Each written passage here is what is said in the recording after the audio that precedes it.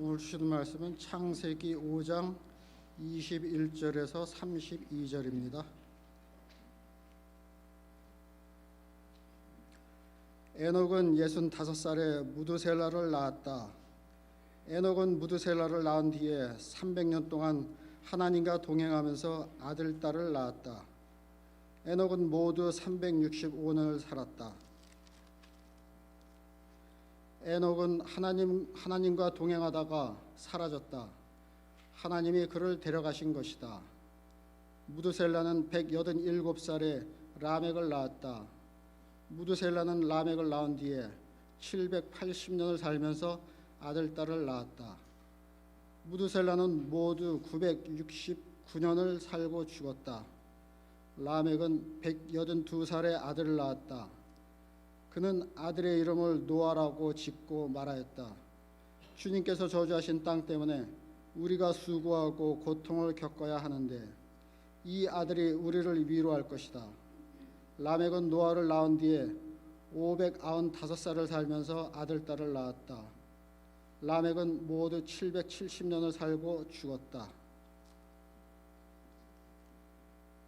노아는 500살이 지나서 셈과 함과 야벳을 낳았다. 아멘.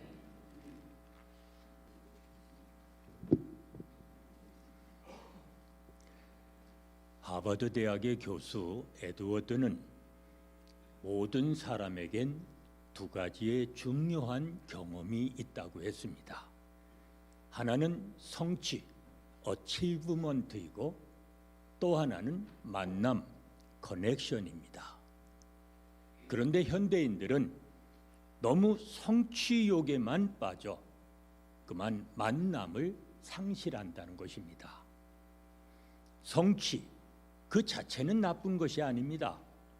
그러나 그 성취만으론 만남을 대신할 수 없습니다. 고난을 극복하고 미국의 고위 관리에 오른 시각장애인 고 강영우 박사가 있습니다. 그가 한 번은 한인 가정의 부모와 자녀의 관계를 말하면서 두 가지 예를 들었습니다. 어느 날 부모와 자녀가 놀이공원을 갔습니다. 입장료가 10불, 그리고 그 옆에 12세 이하는 무료라고 써 있었습니다. 그걸 본 부모가 13살 된 아이에게 말합니다. 12살이라고 말해. 또 하나의 예를 듭니다. 아이가 학교에서 A를 받아왔습니다. 이제 부모가 칭찬해 주겠지 기대하면서 자랑을 합니다. 저 오늘 A 받았어요. 그러자 부모가 말합니다. 내 친구 아무개는 그 아이도 A 받았어요. 문제가 쉬웠구나. 남의 얘기입니까? 아닙니다. 자, 돈 10불을 아끼자고 아이에게 거짓말을 시키는 부모, 늘 친구와 경쟁을 시키려는 부모, 이런 부모를 보면서 아이들이 무슨 생각을 할까요? 아이들의 말에 의하면 창피하고 속상해서 죽고 싶답니다. 이미 자녀와의 만남을 상실한 것입니다. 얼마나 불행한 일인지 모릅니다. 그걸 알아야 합니다. 만남이 중요합니다. 그리고 누구를 만나느냐, 그것이 그의 일생을 좌우합니다. 여러분, 누구를 만나 살아가고 계십니까? 오늘 본문에 보면 매우 행복한 사람 하나가 나옵니다. 에녹입니다. 그가 왜 행복했습니까? 그는 하나님을 만나 살아간 사람이기 때문입니다. 그는 하나님을 만나 300년 동안 하나님과 동행했다고 했습니다. 신앙이란 도덕 그 이상의 것입니다. 하나님을 만나 하나님과 동행하는 것, 그것이 신앙입니다. 그렇다면 어떻게 사는 것이 하나님과 동행하며 사는 것입니까? 이제 오늘 본문을 통해서 동행의 계기, 동행의 본질, 그리고 동행의 결과가 무엇인지를 이제 함께 상고하고자 합니다. 첫째로, 에녹이 하나님과 동행하게 된 계기가 무엇입니까? 에녹은 65세에 무두셀라를 낳고 그때부터 300년간 하나님과 동행했다고 했습니다. 에녹이 하나님과 동행하게 된 계기는 무두셀라를 낳고서였습니다. 무두셀라란 창을 잘 던지는 사람이라는 뜻을 가지고 있습니다. 고대 부족 국가에서는 마을 입구에 제일 창을 잘 던지는 사람을 세워놔서 그 마을을 지키게 했습니다. 만일 그가 쓰러지면 그 마을은 끝이 납니다. 무두셀라, 창을 잘 던지는 사람이라고 했습니다. 여기엔 중요한 의미가 있습니다. 의역을 하면 그가 죽으면 끝이 온다는 말입니다. 이 아이가 죽으면 심판이 온다고 했는데 그때부터 에녹은 하나님과 동행하는 삶을 살아가기 시작을 합니다. 여러분, 죽음에 대해서 한번 생각해 보신 적이 있습니까? 사람이 한번 죽는 것은 정해진 일이요 그 뒤에는 심판이 있습니다. 히브리서 9장 27절의 말씀입니다. 오늘 저녁이 저와 여러분의 마지막 날이라고 한다면, 그래서 우리 모두가 심판을 받게 된다면 말 한마디, 행동 하나하나가 얼마나 소중합니까? 에녹이 그러했습니다.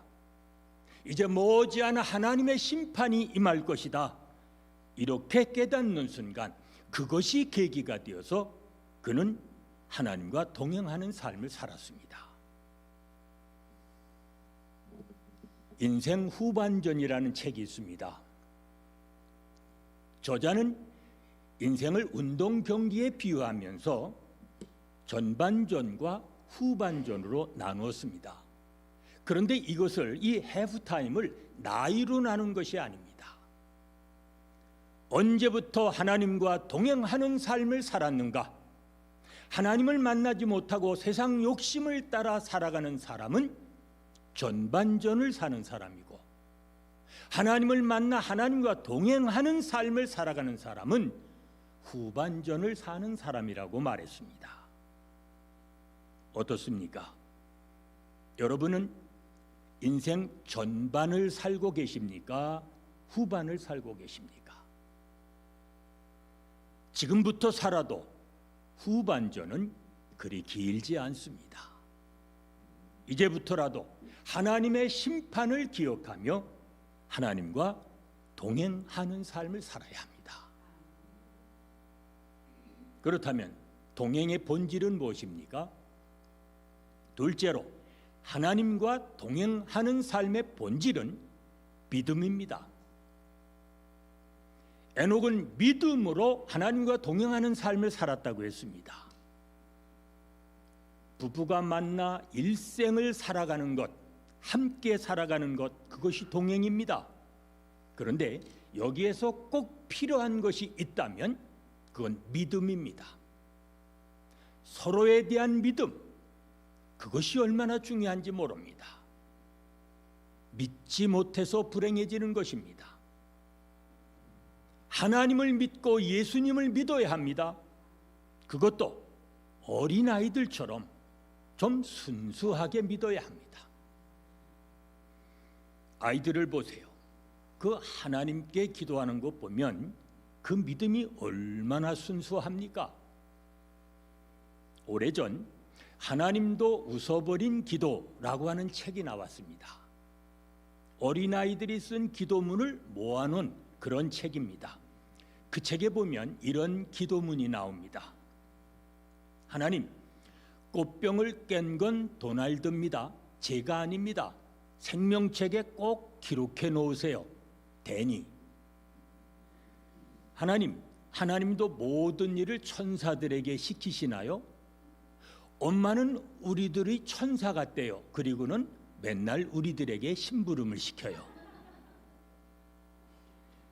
하나님, 휴가 때 비가 계속 와서 아빠가 무척 화가 났어요. 그래서 하나님께 욕하는 것을 들었어요. 제가 대신 빌터이니 용서해 주세요. 제 이름은 비밀이에요. 제 이름을 말하면 우리 아빠가 누구인 줄 알 테니까요. 보세요.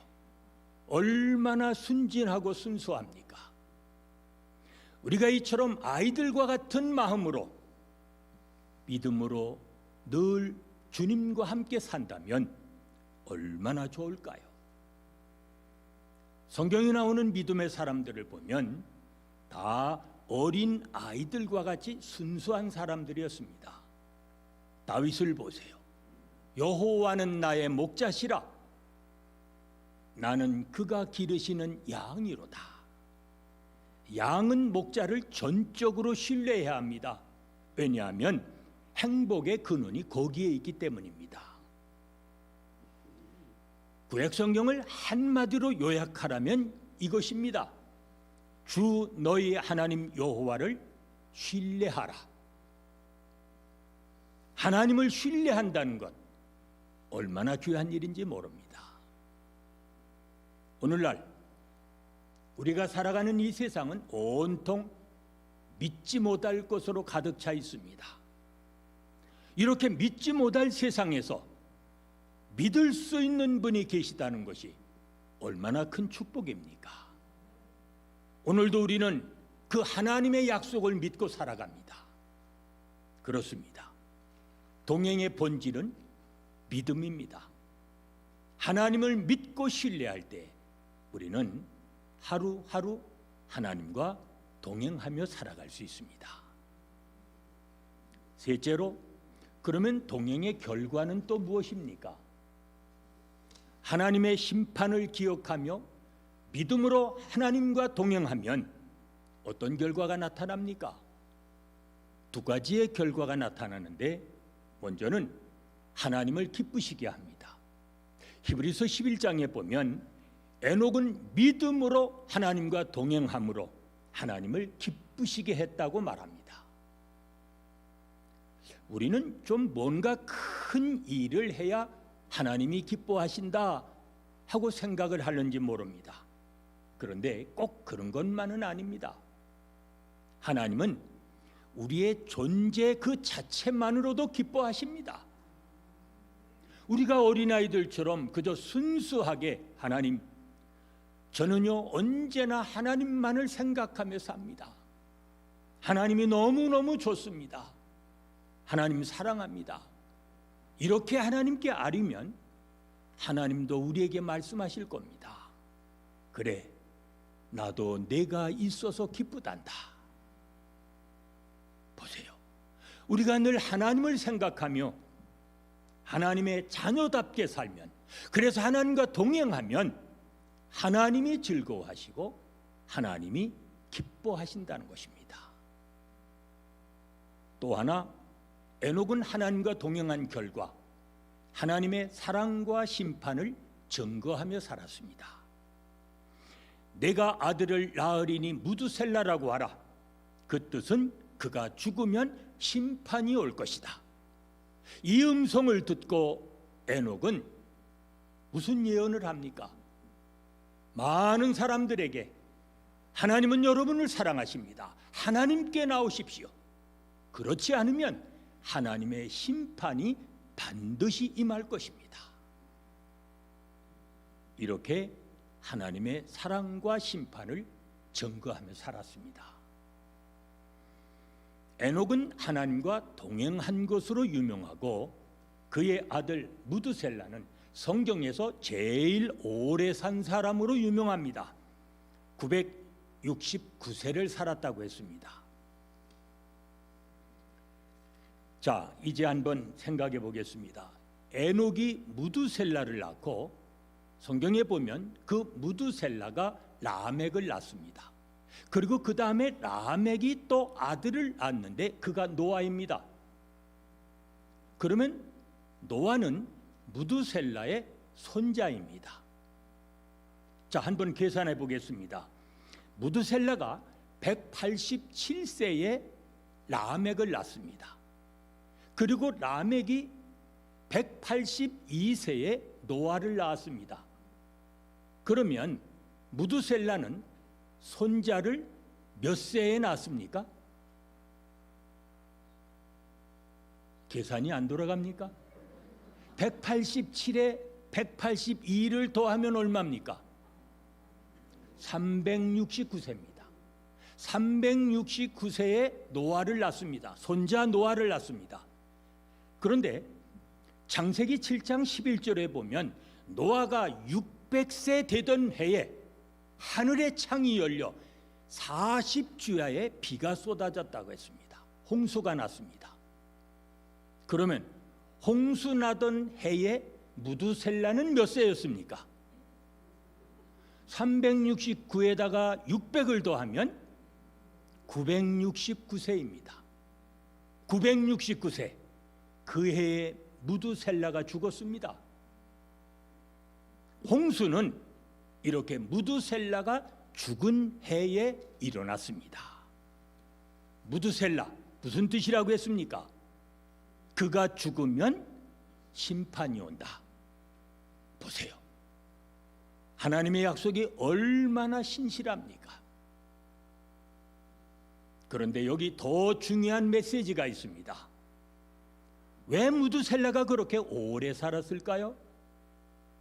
그가 죽으면 뭐가 온다고 했습니까? 심판. 하나님의 심판이 옵니다. 자, 그렇다면 무두셀라가 오래 살수록 심판은 늦게 오는 것입니다. 하나님이 무두셀라를 오래 살게 하신 것은 그 시대에 심판받아야 할 사람들에게 긍휼을 베푸신 것입니다. 하나님이 오래 참아주신 것입니다. 베드로후서 3장에 보면 주님의 약속은 더딘 것이 아니라 오래 참으사 아무도 멸망치 않고 회개하기를 기다리는 것이라고 말합니다. 이제 결론을 맺습니다. 에녹은 하나님을 만난 사람입니다. 그는 무두셀라를 통해서 하나님의 심판을 보고 믿음으로 하나님과 동행하며 살았습니다. 그 결과가 어떻게 되었습니까? 하나님을 기쁘시게 하고 하나님의 사랑과 심판을 증거하며 살았습니다. 그걸 알아야 합니다. 머지않아 주님이 다시 오실 것입니다. 우리를 대신해서 십자가에서 죽으시고 죽으신 지 사흘 만에 부활 승천하신 그 주님께서 이제 반드시 다시 오실 것입니다. 그때엔 심판주로 오신다고 말씀합니다. 부활주의를 앞두고 고난의 한 주간 믿음으로 하나님과 동행하며 살아가십시오. 이 땅에 사는 동안 하나님을 기쁘시게 하고 하나님의 사랑과 심판을 증거하며 살아가십시오. 그리하면 에녹과 함께 하셨던 하나님께서 여러분과 함께 하시어 세상 끝날 여러분 모두를 우리가 소망하는 하늘 나라로 인도해 주실 것입니다. 은혜로우신 아버지 하나님, 하나님과 동행할 수 있는 믿음을 저에게 허락해 주시사 어지러운 세상 속에서도 주님만을 의지하며 살게 하시니 감사합니다. 부활주의를 앞두고 고난의 한 주간을 보냅니다. 주님 주신 믿음을 가지고 주님의 고난에 동참하게 하시고 주님과 동행하며 살아가는 주의 자녀들이 되게 하여 주시옵소서. 예수님의 이름으로 기도하옵나이다. 아멘.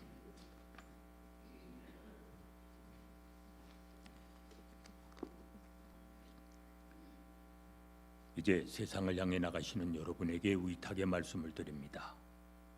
인생은 생각보다 그리 길지 않습니다. 성경은 말합니다. 한 번 죽는 것은 사람에게 정한 것이요 그 후에는 심판이 있으리라. 심판의 날에 부끄럽지 않도록 믿음으로 하나님과 동행하며 살아가십시오. 고난 주간 말씀을 통해 하나님을 만나 하나님을 기쁘시게 하며 하나님의 사랑과 심판을 증거하며 살아가십시오. 그리하면 에녹과 함께 하셨던 하나님께서 오늘도 여러분과 함께 하시어 세상 끝날 여러분 모두를 천국으로 인도해 주실 것입니다. 이제는 우리 주 예수 그리스도의 은혜와 아버지 하나님의 무한하신 사랑하심과 성령의 감동, 감화심과 교통하심이 하나님과 동행하며 살아가기 원하는 온 성도들 위해 지금부터 영원까지 함께 계실지어다.